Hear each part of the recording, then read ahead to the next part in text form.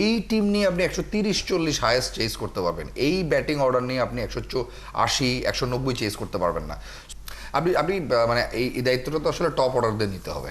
এখন বাংলাদেশের যেটা মূল সমস্যা, ইনফ্যাক্ট এই লাস্ট সিরিজে যেটা মনে হয়েছে যে যখনই বাংলাদেশকে একটা বড় চ্যালেঞ্জ দেওয়া হয়, স্পেশালি ব্যাটারদের 170-80 চেইজের, ওইখানে বাংলাদেশ আসলে মাঠটা খেয়ে যাচ্ছে। কারণ আপনি যদি বাংলাদেশের লাস্ট টি-20 দলটা দেখেন, যে 5টা পরিবর্তন নিয়ে বাংলাদেশ নেমেছে, আমার কাছে দেখে মনে হচ্ছে যে বাংলাদেশ এক্সপেক্টই করেছে আমরা যদি শুরুতে ব্যাট করি 130-40 করবো, কারণ উইকেটটা তো আসলে তেমনই, এবং আমরা যদি পরে ব্যাট করি তাহলে ওইটাই চেস করবো।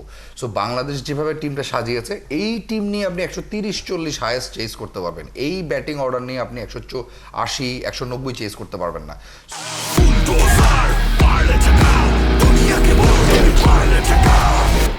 টপ অর্ডারকে আসলে দায়িত্বটা নিতে হবে। স্পেশালি আমি জানি না নাইম শেখের উপরে আর সামনে আসলে ভরসা রাখবে কিনা। একটা জিনিস খুব ভালো যায় যে রোটেশন পদ্ধতিতে কিন্তু ওপেনাররাও খেলেছে। আপনি দেখেন 3 ওপেনার 2টো করে ম্যাচ খেলেছেন, ম্যাচ টাইম কিন্তু তাদেরকে সমান দেওয়া হয়েছে।